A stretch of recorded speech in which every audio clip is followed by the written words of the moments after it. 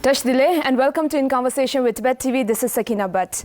Today I'm very excited to introduce you to a Tibetan artist based in Switzerland who has dedicated 40 years of his life to Tibetan art and culture. In addition to that, he is also an activist for the cause of Tibet. He is Loten Namling. Loten Namling La, welcome to our show. Touch delay, thank you so much. Sakina Bhatt, I have seen you so many times, and today I'm so happy and honored to be here and interviewed by you. Thank you so much, and it's so nice to have you here too. Thank you so much. Yeah. Loten La, so I know that you have been very passionate about Tibetan art and culture. Yeah. So tell us how and how did you get influenced? When I was small, I remember, I was born in Darjeeling, but I grew up in TCV. And during those difficult times, when our elders, they were making roads, constructing houses and all these things. They were all these old people generation, And when they were working in this so difficult situation, but they were all the time singing. Even under harshest moments of their life, they were singing with great joy. And I used to go and watch them. And I used to watch them sometimes for hours and hours.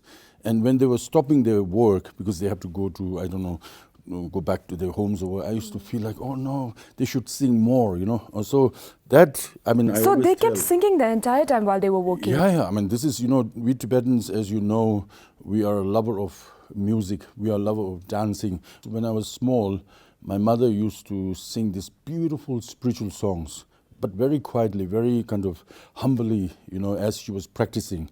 So when she was practicing, she was singing these beautiful melodies, and I used to be so enchanted by her voice. Was she good at singing? Oh yeah, she was amazing. And of course, TIPA, Tibetan Institute of Performing Arts.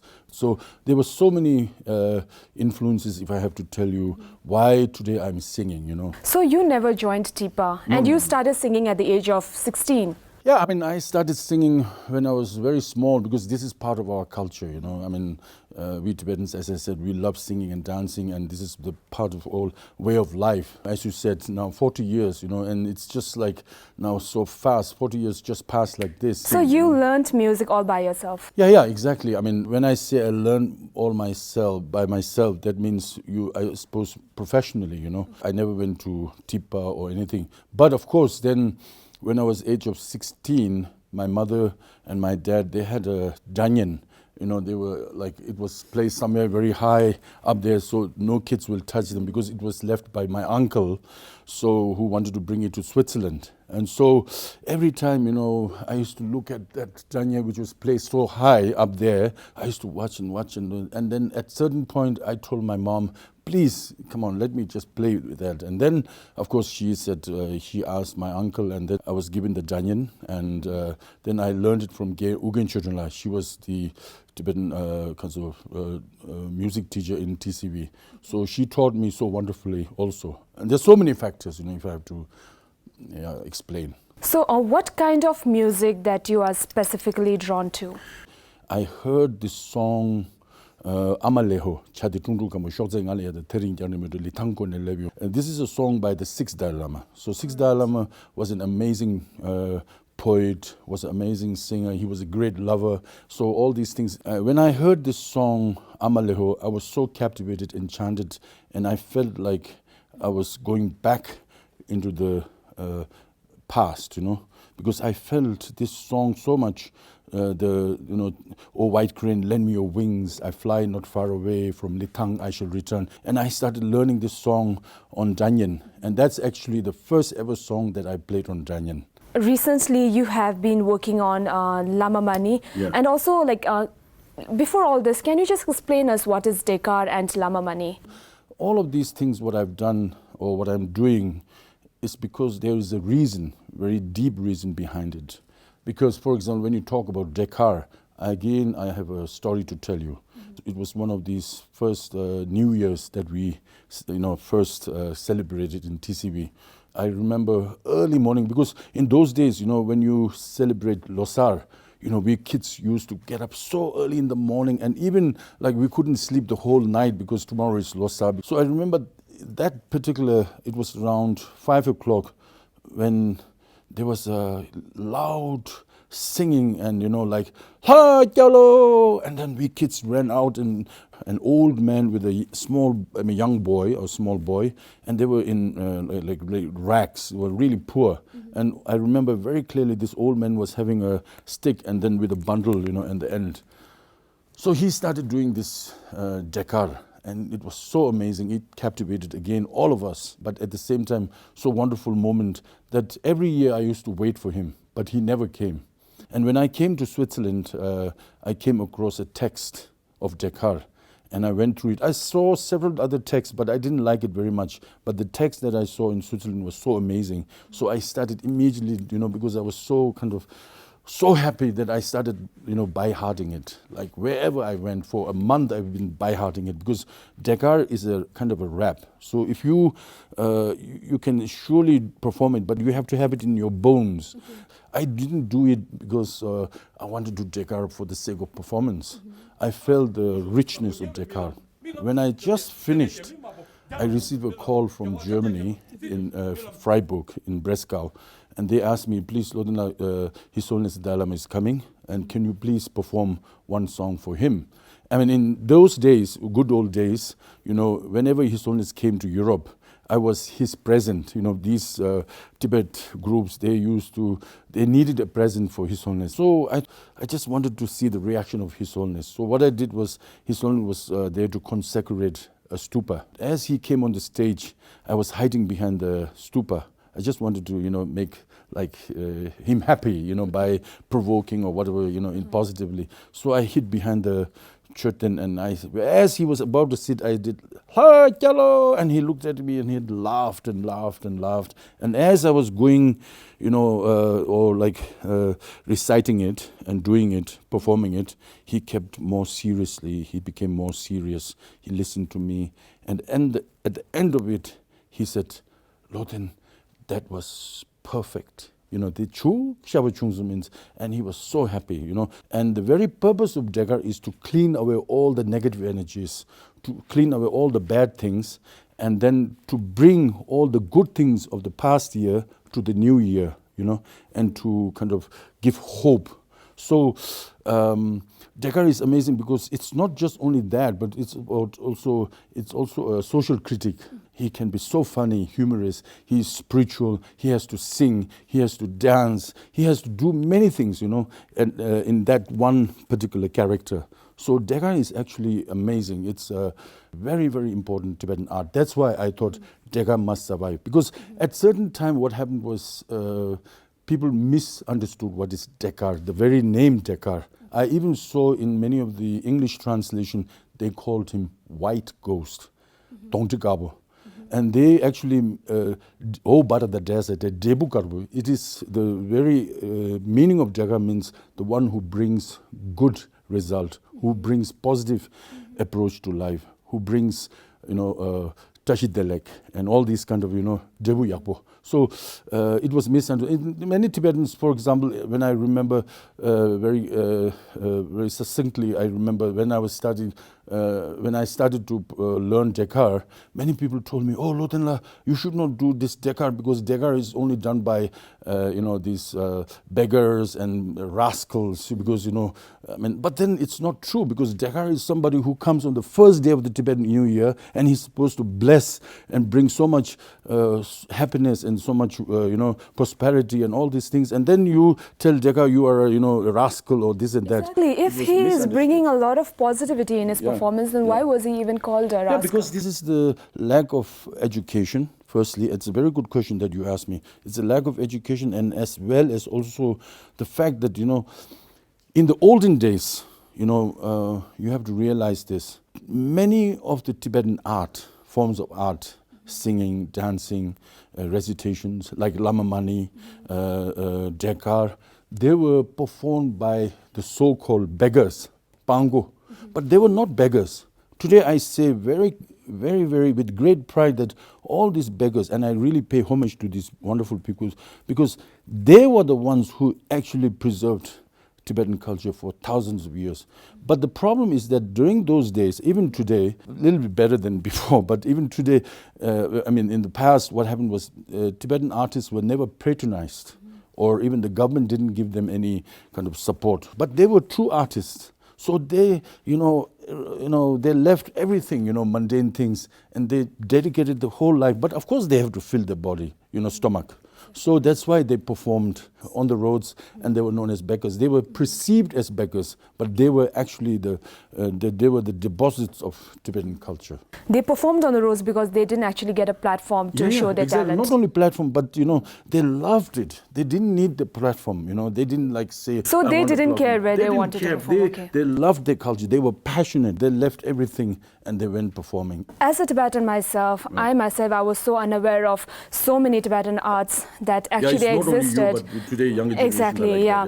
So when I heard about Lama Mani and when I heard about Dekar, I was so fascinated by the way it actually worked. Yeah. It's about a man with a poster and telling stories, and it went on for days and days.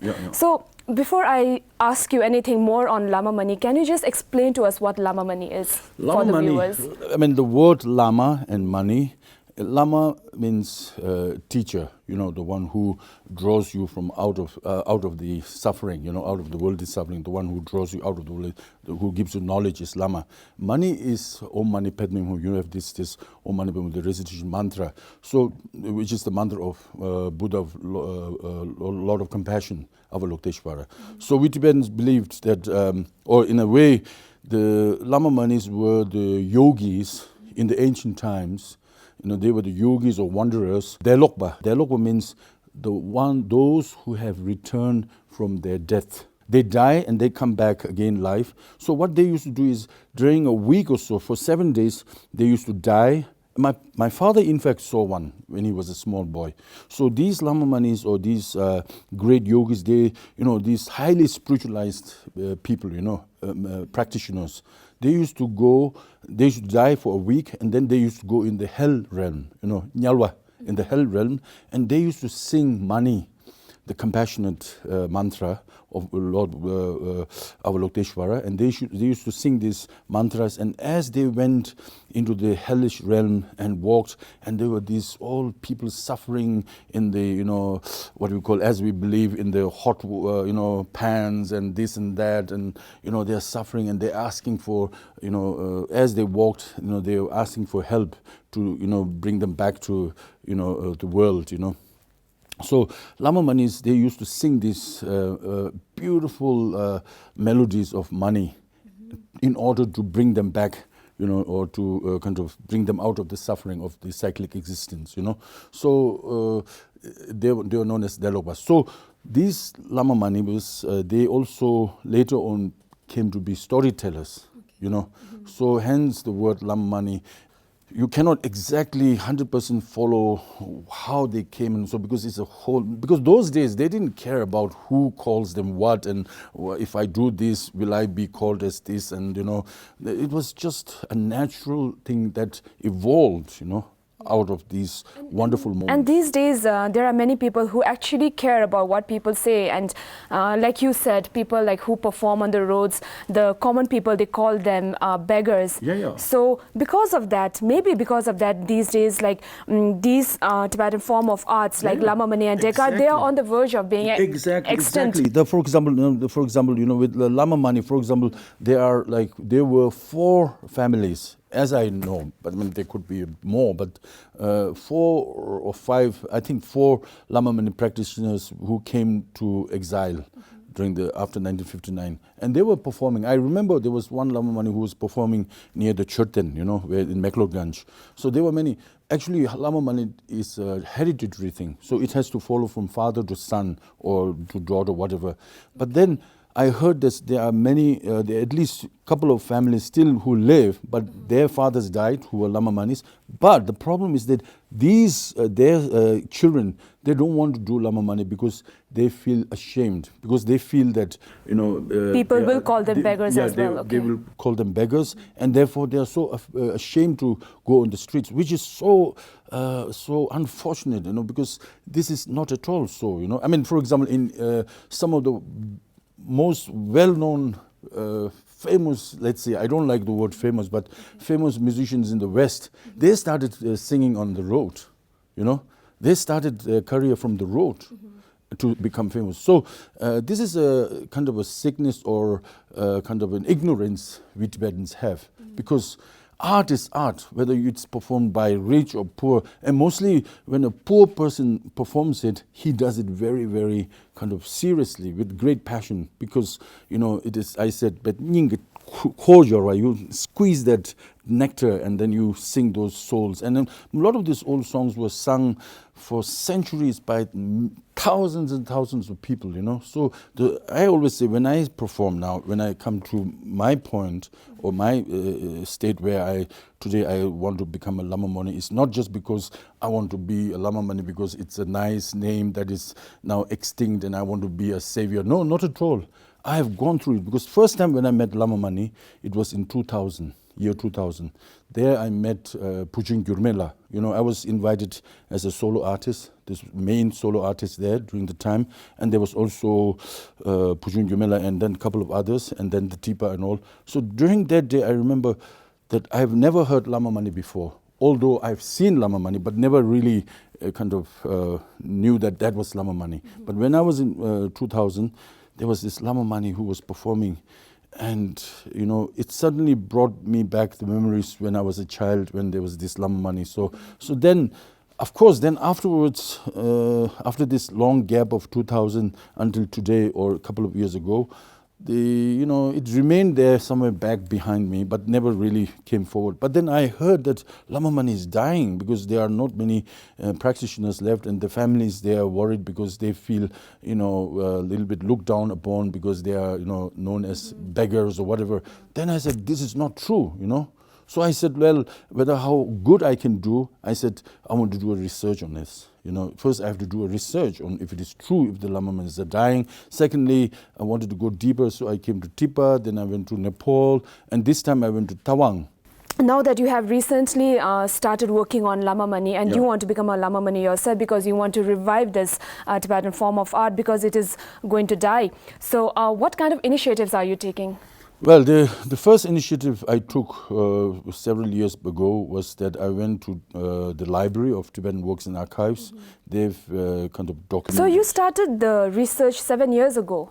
Well, I could be 6-7 years ago, yeah, long time back. But you haven't performed it professionally yet. But I never said that I want to be a Lama Mani, because this is like, who am I to be a Lama Mani, But that is your goal, right? Yeah, you want to be one. This is my goal, because I just want to save it. It's simple as that, I just want to save it because nobody is doing it. So now there are no Lama Manis existing? Well, that's what I'm coming to now. For example, in the Tibetan diaspora, as I said, there were 4 Lama Manis, but now they have all died, and they have some families left over, but they are afraid to come out because they feel that they will be looked down upon as beggars. And this is one of the main reasons why Lama Mani is extinct today, almost on the verge of extinct. But what I'm trying to say here is that I did this, as per your question, I did this research on Lama Mani. I went to this place and that, and particularly here in Tibetan Works of Archives. And then I found the old texts and also oral, recordings of Lama Mani. But then that was not enough for me. So I wanted to really meet somebody who really can do Lama Mani. So then all the time I hear that Lama Mani is like extinct and nobody's doing Lama Mani and this and that. So I thought this cannot be. So then I went to Nepal and I heard somebody was there, but he's not an actual Lama Mani, but he's a avid kind of, he's the opera master of the Nepal opera group. Because he was so interested, he has really a deep knowledge on Lama Mani. So I went to ask him. And then recapitulating what I saw in 2000, what really this Lama Mani Pujin Gumela did. So I did a comparison. And it's quite similar, although it's not perfectly the perfect kind of comparison, but it was good. So then I thought now I needed more knowledge of Lama Mani and I wanted to hear more Lama Manis. So when this time or last time when I came to Tawang, I heard about Lama Manis, but that time I had very little time, because I was singing for His Holiness Dalai Lama and so many... that was in 2017 when you had gone to Tawang. But that time I heard something about Lama Mani. But this time when I went to Lama Mani, I was also told specifically that there are 2 Lama Manis, one in Myo in Arunachal Pradesh and one in Tawang. It's a place called Jang. near Tawang. It's like near Tawang. So I went to meet them again because I wanted to hear the life in life, how they were doing, the real Lama Mani. And the one in Jang, it's very interesting because, of course, you know, there are people on the outskirts of, you know, let's say, in the periphery of the Tibetan culture. So, but still, you know, I say Tawang is like a living fossil of Tibetan culture. Like, for example, this Lama Mani. So, when I went to Jang, it was so amazing. I met this very young man who's called himself as Lama Mani, and I went deeper and asked him questions, and he said that his Lama Mani comes from Tsuna. You know, Tsuna is in Tibet, on the border of Tawang, Arunachal. So from Tsuna, during the time of the 6th Tsuna Lama, which is when we date back like roughly 400 to 500 years old. I don't know exactly, but roughly.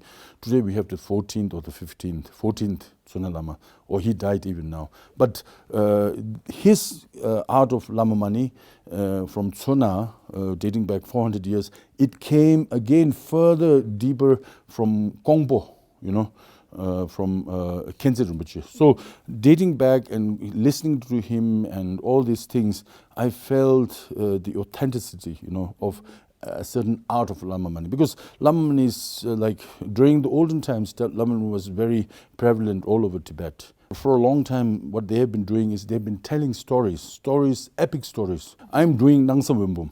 Nangsam Wimbum is a story of a beautiful lady like you know, who wanted to pursue the path of, you know, pursue a spiritual path. But she was so beautiful that, you know, her parents and the kings later on, and they tried to, you know, stop her from following the path of spirituality and forced her to get married. And in the end, the whole story, again, you can Google or you can find out. But the Nangsam Wimbum's story, I want to dedicate it to my daughter and to my mother.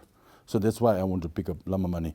So how much have you progressed in this research? I think I have progressed a lot. The preparation part is done now. Now the main thing is I have to learn it. I have to kind of by heart learn everything. And then not just by heart learn everything, but know the meaning of all these pages. And then, you know, I have to then bring it to the public. So it's a whole process which will take about a year or so. So you're planning to perform it after a year or so when you are perfectly... Yeah, sure. Otherwise, you know, it's recorded here in Pemsoka and everywhere. So what's the point of just leaving it there, you know, on the shelves, you know? So many of our culture, even Buddhism itself is on the shelves, you know. We need to practice it, you know. So that's what it is all about. Okay, Loten La, now let's talk about Nangma, which is a very popular art because of the Tibetan Muslims back there in Tibet. Exactly. So can you tell us something about this Tibetan art? Nangma. We call it today Nangma. But there are two versions exactly. Yeah. One version which says Nangma is a court music for some rich people or for aristocrats and sung as a secret music, which I totally disagree. It's not true, but this is only my version, you know. I mean, everybody has his own versions, and I have a reason to prove it.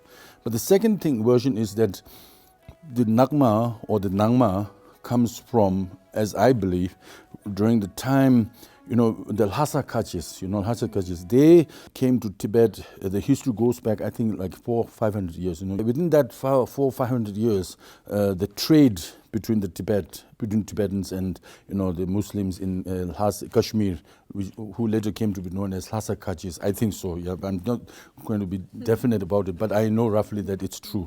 So they went to Mecca, you know, in those 500 years or whatever, even more it could be. And so they brought also the singing culture, you know. So the word Nagma means in Islamic culture, it's called melody, music, no? Melody. And this is prevalent in Europe, we know the word Nagma comes from, you know, Persia. So, and then it got degenerated and called as Nangma. But this is what I believe. But the point what I'm trying to say here is that all these great performers of Nangma and Döshe tradition were mostly Muslims, Lhasa Kachis. They were like Ameri, Abdul Rahman, and there are so many, you know. So these Tibetan Muslims, they compose the songs? I would say more practice, but they also compose. For example, Abdul Rahman is a name of a song, but it is also a name of a character. So I suppose Abdul Rahman was the same person who created or composed the song, whatever. But what I'm trying to say here is that if you listen as a Nangma practitioner for so many years, I'm not talking about intellectual aspect of it, but as a singer, when I hear Nangma, this if you listen to the Sufi culture, it's exactly the same. You feel that. You feel in the depths of, when you sing Amaleo or all these things. This is very different from the folk culture of singing. That's why sometimes people call it kind of classical music, Tibetan classic music. If you are comfortable, can you just show us your performance a little bit on Nangma? Yeah, sure. I'll sing this, as I promised you, I'll sing this Amaleho from the 6th Dalai Lama. And when I play this, you will definitely hear what I meant. Is this Nangma too? Nangma, yeah, this is Nangma. So there's two things called Nangma and Töshe, So Nangma and Töshe are two different things, but they are like twin brothers, So this song is called Amaleho. Chaditundu kamo shozengale the thering yanemejo. Litango ne levions. Oh white crane, lend me your wings. I fly not far away. From Litang I shall return. This is a song written by the 6th Dalai Lama. Yeah. Okay.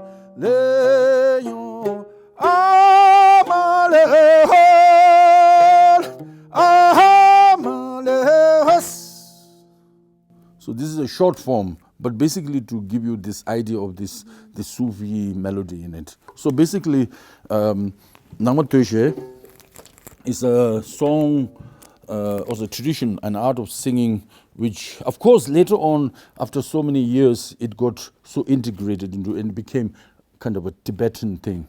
But I'm only saying that, I'm not saying it is, kind of a culture from outside. Of course, it didn't integrate it and became, but what I'm trying to say is that the root and some certain kind of, because, when you go to West today, you will find so many wonderful, great musicians. Even, for example, the Indian classical music comes from the Mughals. When the Mughals invaded, they brought good things and also a couple of other good, not so good things. But the good things they brought is, one of the main things is the culture, the music culture.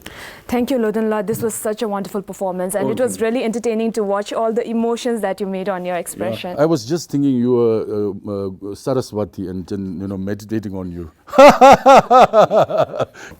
Okay, so as an artist, you even performed with other artists like the Rajasthani folk musicians, and also you performed with the Brazilian hard metal, the Brazilian hard metal or heavy metal, the same thing. Hard metal, and then it goes beyond, and that's called heavy metal. Yeah, you I've performed done with hard metals also. Okay, so you performed with the most popular Brazilian heavy metal called Sepultura.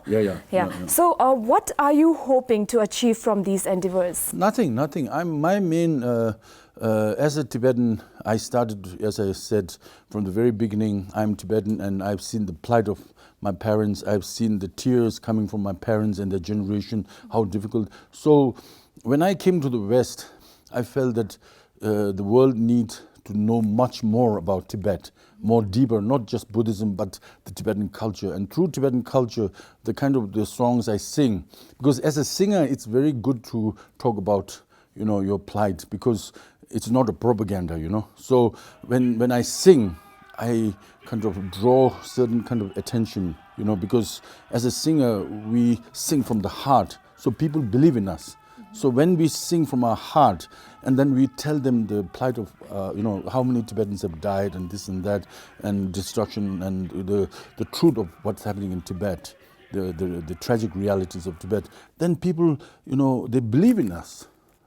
And that's why I started singing, because I wanted to, bring the message of my parents, and particularly nowadays, more than 160 Tibetans have self-immolated, and those are the messages we must bring and convince the world to help us, because helping us also helps them, because it's about the truth. So Loten, you also have a band called the Porokabo in Switzerland. Yes, yes. So can you tell us a little bit about that? Yes, for example, Porokabo, as you mentioned earlier about Porokabo with the Rajasthani thing, about Sepultura, all these things, and coming back to now Porokabo, because Porokabo, the sole purpose of Porokabo is again the same thing, trying to bring the message of Tibetans inside Tibet. And here Porokabo is even more clear, my message, because all the songs that I sing with the band, all my musicians are Swiss. We are 5, and 4 of them,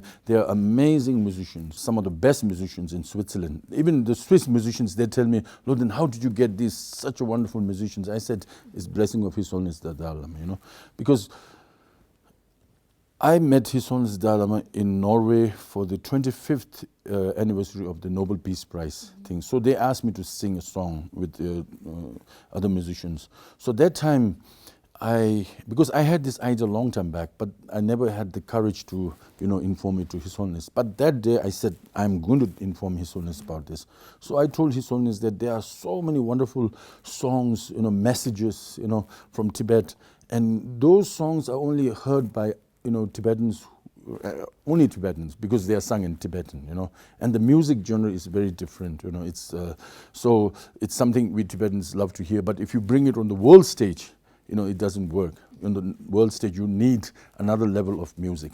So then what I did was I informed His Holiness about this, and he blessed me, and he said, do it. You think you should do it, he said to me.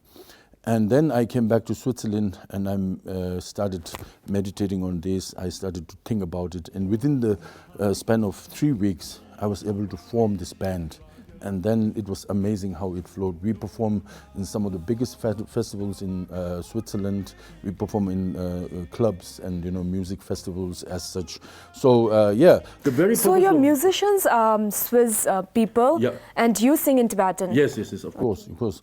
And this is very normal, because some people, they tell me, oh, Loten, will they understand? No, in the West, exactly. in the West, the art of culture, the art of music, listening to music is very, very, dating back 5,000-6,000 years, because they have a listening culture, music listening, not only just music, but people who listen, they have a culture, to respect, to listen, even if they don't understand, they try to listen why and what is the, feeling, and the melody, and they try to take every knowledge out of it, not just, I don't know, he's singing Tibetan and they go away. I sometimes sing 2 hours, and they listen to me continuously. They listen, pin drop silence. So I wanted to bring this message of Tibetans to the world, on the world stage, but with a music that is so, comfortable to the Western, to the world stage. So I have succeeded. So through Porokabo or through the Rajasthani was also so interesting, because I went to Rajasthan for a holiday, and then there were these, I was in this 5-star hotel just, having a drink, and then suddenly there were these musicians so performing wonderfully. And I asked the chief of the hotel, can I sing with them? He said, yeah, please sing. So I went there and I started singing first just my voice. And then, as you know, it's called the Rajasthani Tibetan Fusion. You can look up on YouTube. So all these things, what I basically, apart from a passionate singer and a musician, you have to have a reason why. It's also good to have, as an artist, kind of a purpose in life. And that's all what we seek, We all seek for a purpose. You are here, talking to me, you have a purpose in life here. So I have a purpose in life, and we choose that at certain time in this, path or journey, we find to realize that, oh, this is my purpose, So I found that music is the purpose of my life through which I can help my country and, follow His Holiness Dalai Lama's peaceful teachings. So Loten, when I first saw you, what struck me and what intrigued me was about the way you appear, like the hair, the beard, and also the rosary that you're wearing, and the pendant, and also your rings. Can you show your rings? Oh, yeah. And also the rings that you're wearing. So is it something to do with your profession or? No. They all just started simply. I never had a vision of a person that I'm sitting in front of you today. I never had a vision of being such, because it's just happened by natural. By so nature. When you perform also, you have the same get-up? If you do it because you intend to do this because people will like this, then nothing works for me. But the thing is, what I'm trying to say here is that, for example, when you talk about the mala, for me, my parents wore it, and we always do Om Mani Padme Hum. We recite this Mani Padme Hum with this, and this is just for me to remind that I have also something to do in life spiritually. And then also, when you talk about this beard, I mean, many people think now I look like Tuto Tangdong Gyalpo or Zambala. And then who are they actually? Zambala? These are the great figures. Tuto Tangdong Gyalpo is actually the person who invented Tibetan opera. Zambala is the god of wealth. This beard is, I always say, this is very important. Is because His Holiness the Dalai Lama gave it to me. Almost 21 years ago, I went to Ladakh that time. And that time, my ex-wife, or the mother of my children, she was with me, and I tried to, pamper her and bring her to these most beautiful, places on earth in Ladakh. And then in the middle of this nowhere, there were thousands of people. And then there were thousands of people, and I was wondering, and we were wondering, what's happening here in this middle of nowhere, in the desert, up there in the mountains. And they said, His Holiness Dalai Lama is there. So we were so excited, and we rushed to the place. And when we came there, His Holiness just finished his teaching, and he was walking down. As he was walking down, he saw me, because he knows me, because I performed for him several times, even before that. So he saw me, and that time, I don't have any beard. I'm just like a very nice Tibetan boy with no, But then, while I was in the mountains, just a little bit of, goti, you call it goti, a little bit like this, like this, little bit like this, just few. And His Holiness saw me, and then he pulled this few hair here, and he said, Loten, are you trying to show you are a musician? But somehow His Holiness has this weird idea that a musician must have a beard. Probably he was thinking of these Lhasa Kaji musicians, or because mostly Lhasa Kajis have this beard. Anyway, coming back, so His Holiness touched it, and as he went, all these old people, if there was a filmmaker, he would have had some of the most wonderful, shots here. All these old people, they started, coming towards me and, jumping over me and pulling my little head and, hair. And they said, Buddha himself touched it. So please give us some blessing from this. So they started touching by it. So when I after this, when I came to Delhi and coming back to Switzerland, I was almost shaving it. And then I suddenly realized, I cannot shave this. Not only His Holiness touched it, but the older people, they wanted this blessing from His Holiness Dalai Lama because the Buddha touched it. So I kept it, for this. Ever since I kept it, I never shaved it, I did a little bit of trimming here and there, of course, otherwise it would have been here like a Christmas father. But the point what I'm trying to say here is that, all these things that I wear looks like as if, for somebody who knows me in the last few days would think that, oh, I'm wearing a costume. No, it's not costume. I mean, for example, this is Tibetan, shirt. I always tell young Tibetans, for girls, you have a beautiful dress and it looks so wonderful with the shape of your body, But we Tibetans, if we wear all the time chupa, then it becomes too full. But we wear chupa during special occasions. But important thing is during our Tibetan boys and young men should wear this, what do you call, this shirt, Tibetan shirt, because this is the identity of Tibetan culture. And this also, So when I go all over the world, they immediately recognize me as Tibetan. Apart from being a Tibetan artist, you are also an activist. Yeah. And in fact, there is a documentary made on you regarding your activism, which is called The Tibetan Warrior. So can you tell us a little bit about that? Yeah, I wouldn't say on me, but yes, this definitely... You were the protagonist. I was the protagonist, but to be precise on this, because it was during that time, it was around the 35th self-immolations, immolation, Living in Switzerland or anywhere in the world, we Tibetans, whether organizations or anybody, up or high or everywhere, we are so worried because even after 35th self-immolation, nobody talks about it. In maybe some few sentences here and there, nobody taking seriously. And there in Tibet, they're pouring oil and burning, and then one man burns and the other person, the next one, sees that he's suffering so much, and then he does the same thing to bring the message. And not in the history of mankind has happened such thing, but nobody's really coming out to talk about it because they're afraid of China. China is bullying everybody with the money. So there was a Tibetan youth meeting in Switzerland where everybody started crying, and there was and then there was a one woman behind me, and she was crying profusely, and then I started, sometimes, of course, I feel it deep inside my heart, but as a man, I'm a little bit difficult to cry, which is also not good, but I'm a little bit difficult to cry because of my heart, things here inside. But as she started crying, I also profusely started crying, and I didn't know, and everybody was saying what to do.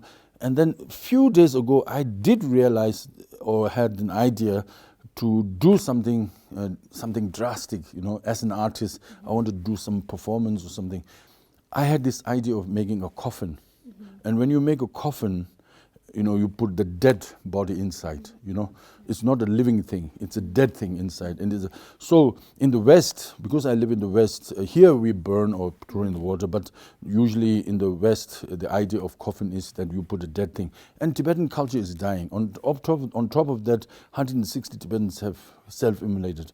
So I wanted to provoke, because I called newspapers, I called TVs, I called journalists. Nobody wanted to talk about Tibet. They all gave excuses. And I said, look, in Algeria or some in Arab country, one man burned himself, and then the whole world started talking about him. And we are on the 35th, guy, self-immolator, who gives his whole life. And why don't you talk about it? They said, no, it's Loten. And I said, look, they have this on YouTube with the mobile. They said, well, these are not, because they don't want to talk about it. Even the news was, under control of the Chinese. So then I got so angry, and I said, okay, after this meeting, on that meeting, I said something like, I want to do something. But it was just a declaration, a very partial declaration. And within a week time, I declared to the world that I'm going. As an artist, it looks like an artist performance, but more deeper than the artist performance is to provoke these people. Because when I drag a coffin along the road, who drags a coffin in the world? I'm the first person in the world. This entire thing was your idea? Yeah, of course. I mean, it's not saying like it belongs to me, but it is something that came out of, the well of, inspiration and well of so much suffering, that we all feel, So what happened was I told the world that I'm going, and on that day when I left, nobody came. And I felt so ashamed because I wrote to newspapers because, So you actually wanted a group to join you? Not a group. Many people, they told me they want to come with me. I said, please don't come because I'm doing it not out of ego, but I want to do it really, because if you have a group, then you talk in the night, you sit. And then what did you mean by the people didn't come? The news people. Okay, the media. The media didn't come. Not one media came. Because they were all suppressed by the Chinese propaganda, government. At the first moment, I thought myself, ashamed, a little bit, because I was having this coffin and I looked like, you were all prepared. Beggar, and I was prepared. But everything more than prepared. I was like, I told my kids that I'll be gone. Maybe I will be dying. I don't know what happens, but I'll be gone definitely more than 2 months, So when I took this, so I was very, very kind of motivated because nobody was talking about it. And so I thought I have the the responsibility as a Tibetan to tell the world what's happening. Because I told the journalists, if you don't talk about it, I'm going to go and tell the world about this. So that's how it started. And I went 2 months, and I had amazing experiences. Apart from the sadness and the seriousness of the message, I also had so many personal gains. I met once, I'll tell you this, I was dragging, and there were a group of horses far away, like 500 meters. And when I was dragging the coffin, there was a sound between the coffin and myself with the chain that was chained to me, and the chain was making this sound. If you see the film, you will see that. And when it was making this sound, the horses and the cows, and they realized, that there is something happening, and they started running towards me, and they were so curious. And at that time, I remembered, George Orwell's Animal Farm.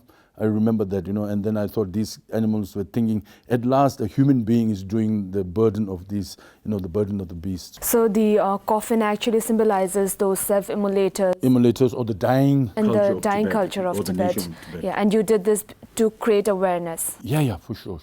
All right. So finally, Yeah. as a Tibetan artist Yeah. yourself, what do you think about the contemporary Tibetan musicians or the Tibetan music and art here in exile? Now I've been practicing for the last 40 years Tibetan music, and as a child, I loved music, the old people singing and this and that. When I was in the teenage, there were no modern Tibetan music. It's so amazing today that you find so much Tibetan music. If you open up YouTube, Tibetan music, there comes almost 1 million, or I don't know how many, but thousands, you cannot just really count, which is such a great step, when I was a child and to this day.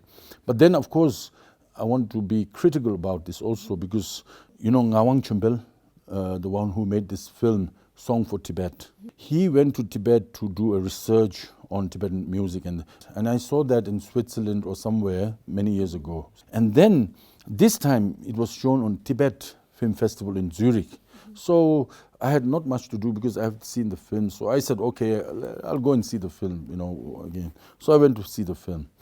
So what happens is that in that particular film, there is a scene, and this scene made the whole difference of what I am talking today, which I felt is so necessary today. And it's like this. Naunchwe explains in the film that, he was told that there is a Tibetan cultural show somewhere on the outskirts of Lhasa. So he, being a researcher on Tibetan music, so he went there with a great, passion and whatever, and he was filming it. And in the film, you see that he's like, his camera is there, fixed on these Tibetan singers or dancers, singing and dancing on the stage. And then, they were singing.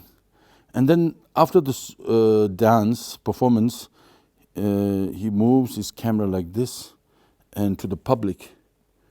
And the public, you will see that they were like silent, didn't know what to say, what to do.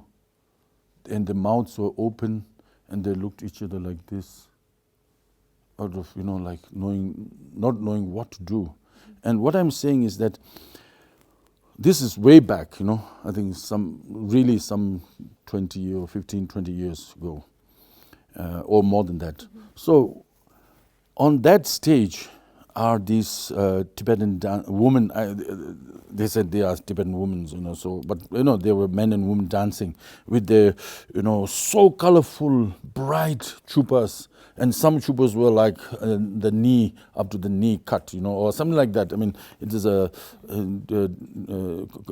performance, and they were singing, hey, like modern, and then that moment, these men and women, not the performance, but the audience, they were left at gaps, like what to do, because they were told that this is Tibetan music.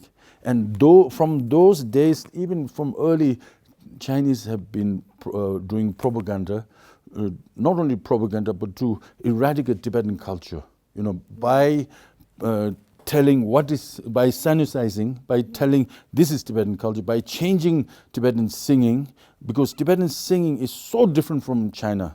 Tibetan, culture of dancing is so different, but they imposed Chinese culture on us so to that, they told us that this is Tibetan culture, But now, coming back to today, when you ask me what I think about Tibetan culture, when I saw this piece, and I thank Ngao Chumbel for this amazing, thing, is that I thought that, wow, the Chinese have succeeded sanitizing, making Tibetan culture. Today when we see the kind of dancing and singing we do, is a so good example how Chinese we have become in singing culture, in dancing culture, in our clothing culture. This, I don't have to say more than this. So what I'm saying is that it has to be said. I'm not criticizing, because we do it a lot of things without, deeper intentions, or, we Tibetans are folk people of such a great loving, musical culture. We love music and this and that. But sometimes if you don't take it serious, sometimes, we need to keep our singing culture, which has so deep-rooted, and, our Tibetan folk singing culture, our Tibetan culture is so rich. Our art of singing itself is so different from the rest of the world. His Holiness Dalai Lama says, nobody can sing sing like Tibetan opera. Not one nation in the world can sing Tibetan opera. Not one nation or people can sing Tibetan lu, kamlu. Nobody. This is our culture. So I'm telling the young generation, be a little bit more careful. You can have a great fun, dancing and this. But when you come on the stage, world stage, be careful what you're doing there. Because we are representing, we are keeping Tibetan culture alive. If we are to keep Tibetan culture alive, Chinese are destroying with force. But if we here in a free country, if we don't take care, and we just do something because we think it's wonderful, but try to go back and learn some traditional singing before you sing pop songs. And that's what I'm saying, because we need to bring, to our next generation, to the next generation, to the next generation, the real soul of Tibetan culture. Yeah, so in that regard, how do you think can benefit the sustenance and the development of the Tibetan music for the long time? run? Yeah, just I think it's very important to be honest, deep-rooted in the sense that being natural, because you listen to older people, how they sing. That's what I'm doing. I mean, I was told by my mother, and I'm not just making it up. My mother used to tell me that, Loten, sing these old songs, because one day these songs will become so precious. And you are doing that. And I'm doing that. How good, I don't know. This I don't know, because who am I? But I'm doing it with great heart and great, compassion and great seriousness, because I love it. Not because, sometimes people say, oh, Loten, old is very boring. The problem with younger generation is they're not even looking into how wonderful this old singing is. And just to say old is old, no, just go there. For example, if you listen to the modern singing, take away all the music and it's so boring. There's no depth in the language, depth in the meaning, depth in the melody. But if you go back to the old singing, there's not much music, a little bit of Danyan, but see how much it is beautiful, I'm doing what my mother told me. I'm doing what I've seen so wonderful, and I'm trying to bring it to the next generation. I think many singers, modern singers, they are so, especially in Tibet, there are so many beautiful, wonderful musicians and singers today. And most of them, when they sing today, they have not one slightest tint of Chinese, singing or the musical culture. They are so amazing. They've gone even beyond, and they've become so world, so, musically, it's so fantastic, So I think we in the diaspora, we need to a little bit concentrate on this. And our younger generation, we love singing and so, but a little bit take care, try to first sing traditional Tibetan songs or learn. You don't have to go on the stage singing the traditional, because it's difficult sometimes if you are not used to it. But at least learn it and sing in the shower, during the time in the toilet or shower. And then you will feel the soul of the Tibetan singing culture. And then try to put that in the modern singing. So this last thing is that my advice, I've been always telling this advice to many musicians, but till now nobody really listened to me. But I seriously mean it. I've done a research on this. Most of the pop songs are based on harmonics, Western harmonics here. It doesn't go along with the Tibetan singing, doesn't go along with the Western harmonics, because the Chinese are doing these harmonics. That's why their music and pop sound so terrible, but they have people who listen, millions, you know. But we Tibetans, if we want to make modern Tibetan music, we must go to Africa, because in Africa, our art of singing, the pentatonic singing, the five-tone singing, is very, because it goes back to centuries of culture. African music, modern music, or African music has so wonderful rhythm. What makes a song interesting is the rhythm. For example, Indian culture. For example, that's why I go to Rajasthan to meet this amazing. You just don't have to go to West. Look at the Indian culture here. The classical culture, the ancient Indian culture, is so deep in rhythm.